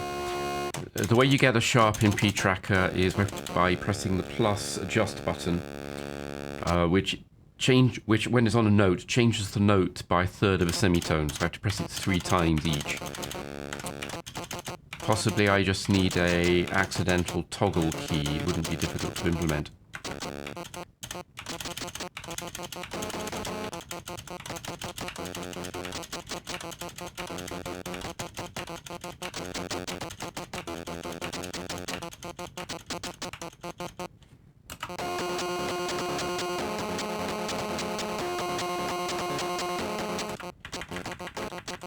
Okay, so now I should be able to modulate stuff like this.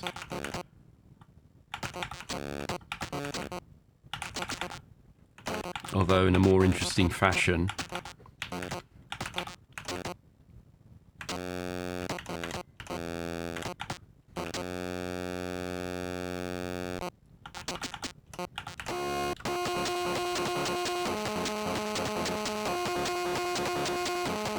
Sounds okay.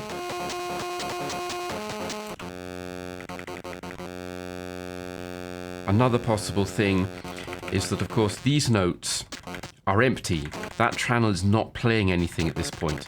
So we can stick fill in there, like, say, F sharp. Will that go to 0? It won't go to 0. Just something like this. And that will double up the sound and with an octave.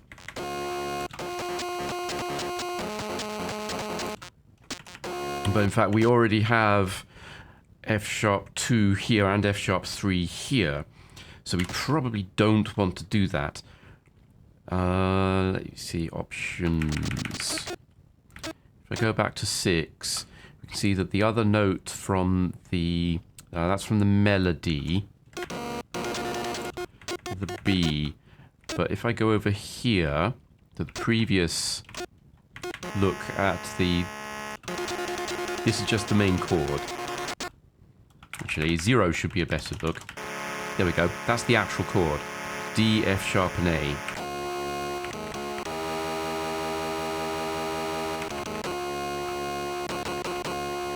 So I could put an A in here.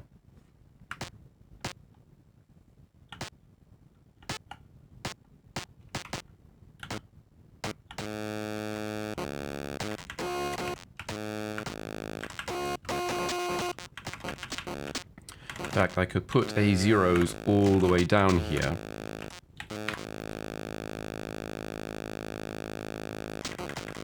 But these need to be 1s, so they're blippy.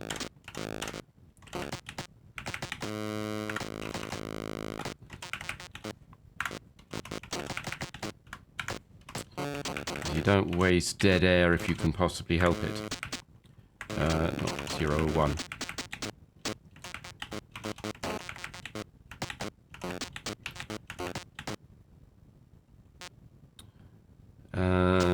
Yeah.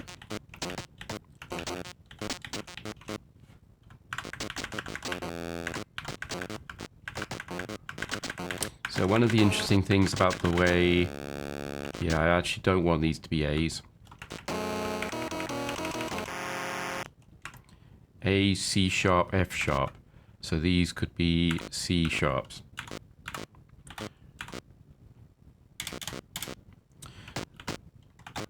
So one of the interesting things about octaves is that they start at C, not at A. So they go C, D, E, F, G, A, B, then another C. So the A of octave 1 is higher than the C of octave 1.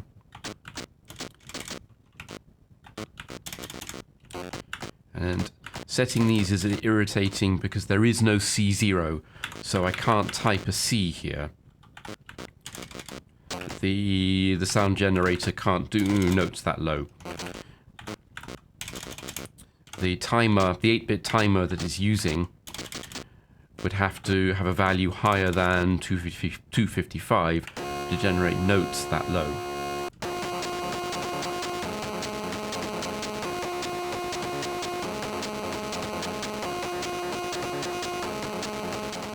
How does that sound? These A's are inaudible.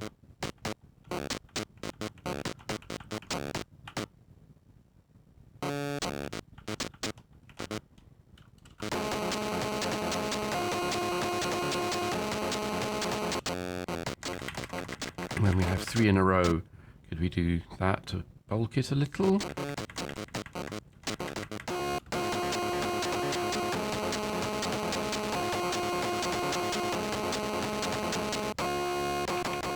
I think that sounds okay, actually.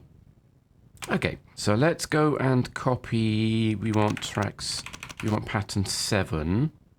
Just wondering, is it going to be easier to copy pattern 7, where I would have to go and change all the drums, or to copy pattern E that has the drums, but I would then have to change the other thing? Let's copy 7, because there's less chance of getting it all wrong. So left and right with control pressed, move in the sequence. Up and down, just change the current pattern being edited. So I put it on 7 by going up and down. Control C to clone. Control W to append. And now we have our new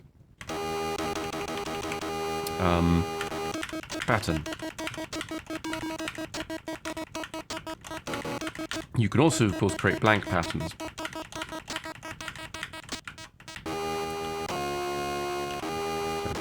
So, kick, snare, kick, snare, kick, snare, snare, kick, snare, kick, snare, kick, snare, snare, and loop.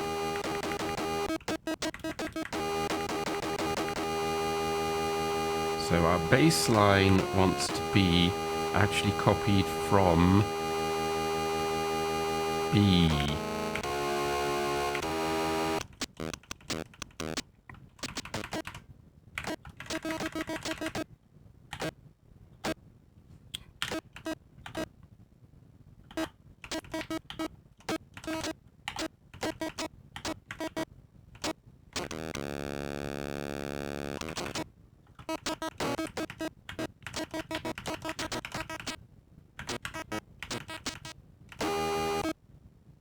And if we look at pattern 1, we'll see the other note for this chord. So we've got D, F sharp, and A. No, hang on. This is pattern 1. A, C sharp, E. So, C sharp or A? Oh, sorry, I'm pressing the wrong key. There we go, A.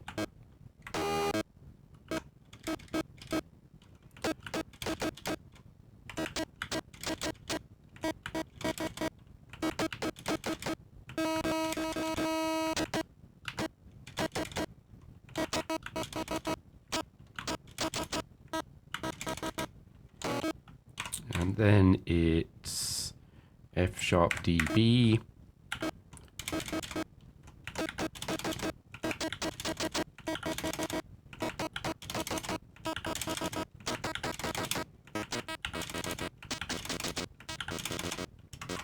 Okay, the B's want to be down to 0, in tone 0.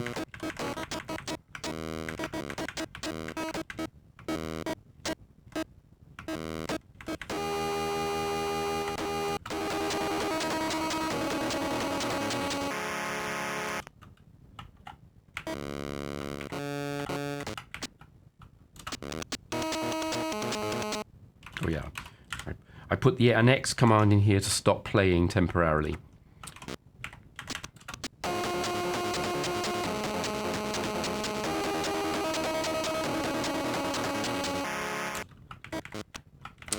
So copy 8. Is 8 right?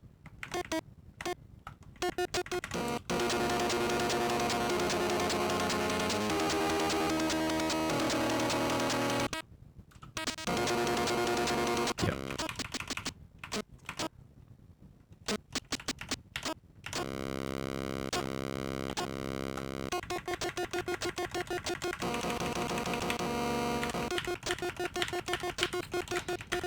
Now go through the laborious process of fixing it all up.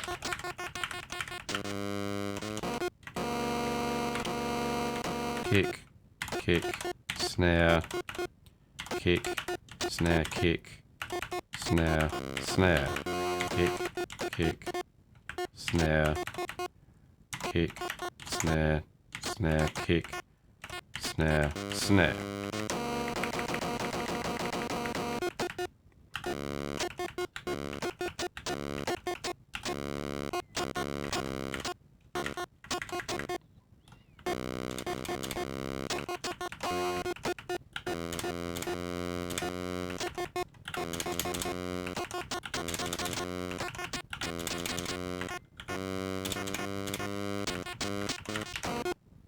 This one, which is D, F sharp, A.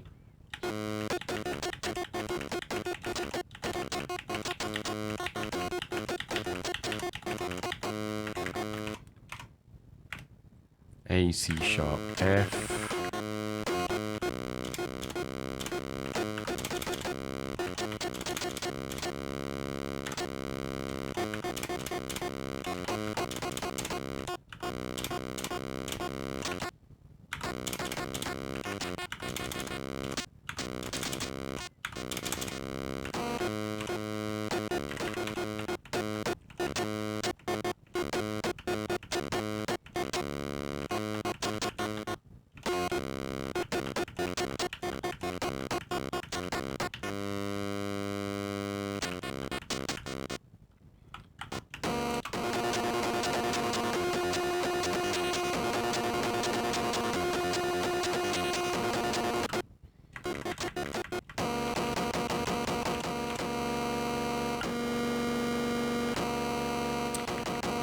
I can always push the melody back up again to make it more dominant.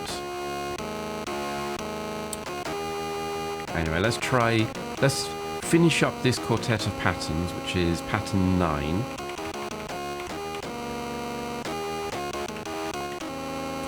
Copy, append, and now we do the same thing again.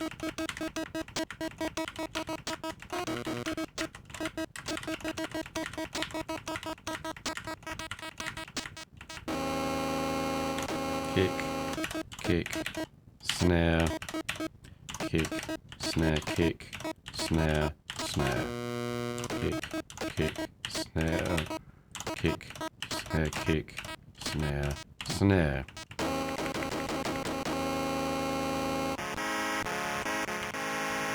And we are A, C sharp, E. So we want some A's.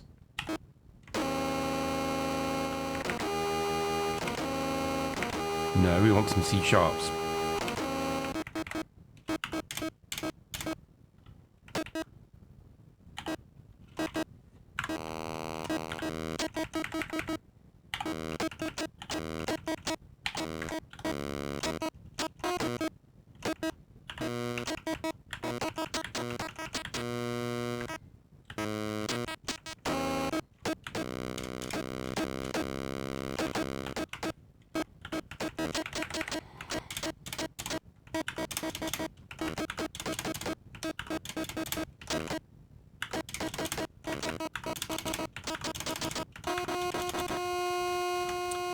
And F# dB.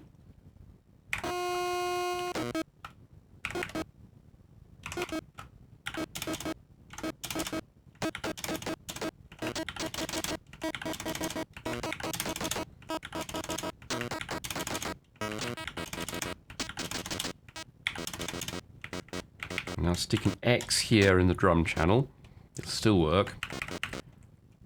And play.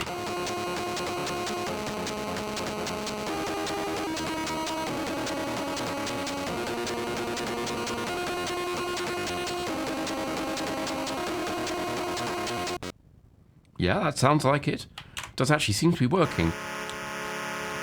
So let's save it.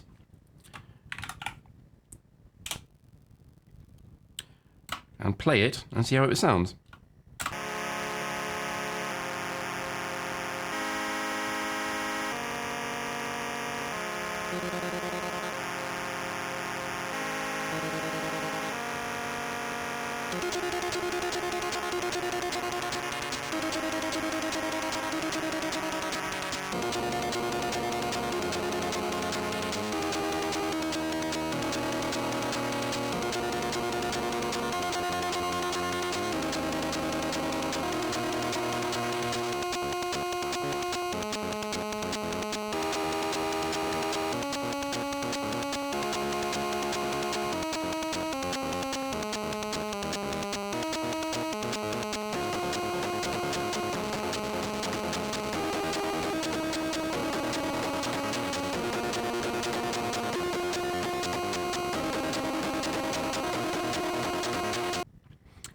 It sounds passable.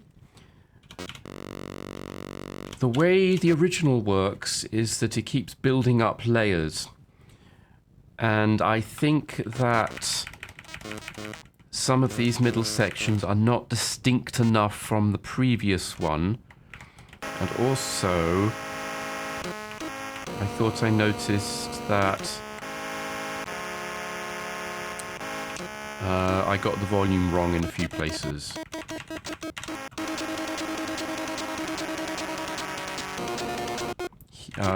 Here. I think the chord should be 4, not 8.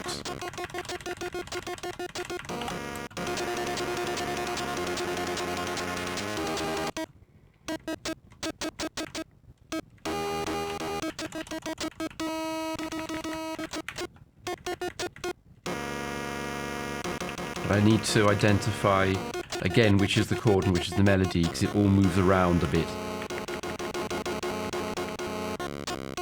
I think this is supposed to be bass line down here, so you may have lost chord entirely, which is fine. We want the volume to change when the melody hits.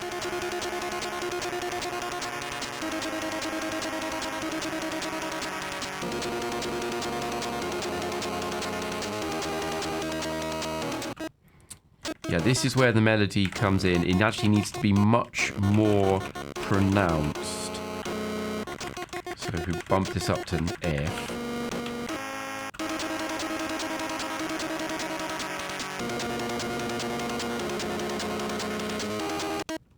And throughout.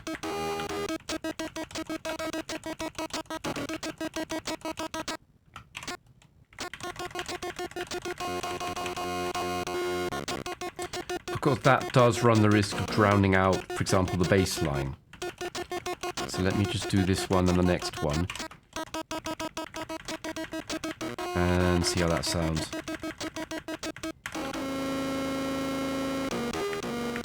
Okay. No.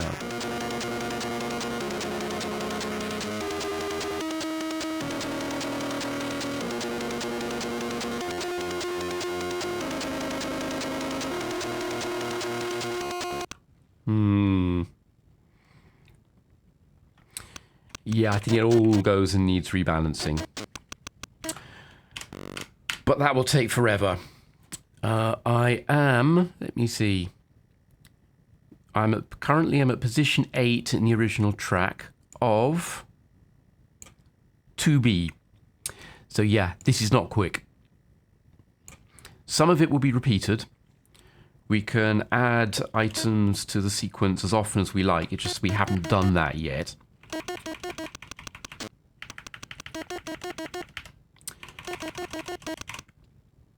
But yeah, I am actually going to stop here. Did I save that again? Yikes.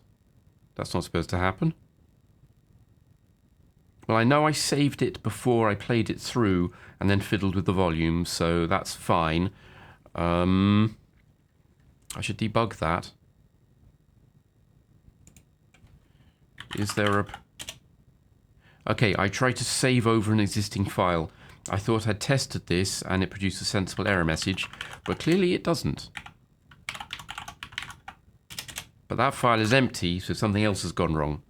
Fantastic. Anyway, there is the first chunk of point of departure, poorly converted to P-Tracker on the Commodore PET. If there's anyone still watching, I hope you enjoyed it, for some reason. So, anyway, I hope you enjoyed this video. Please let me know what you think in the comments, and I will hopefully see you next time with something a little less dull.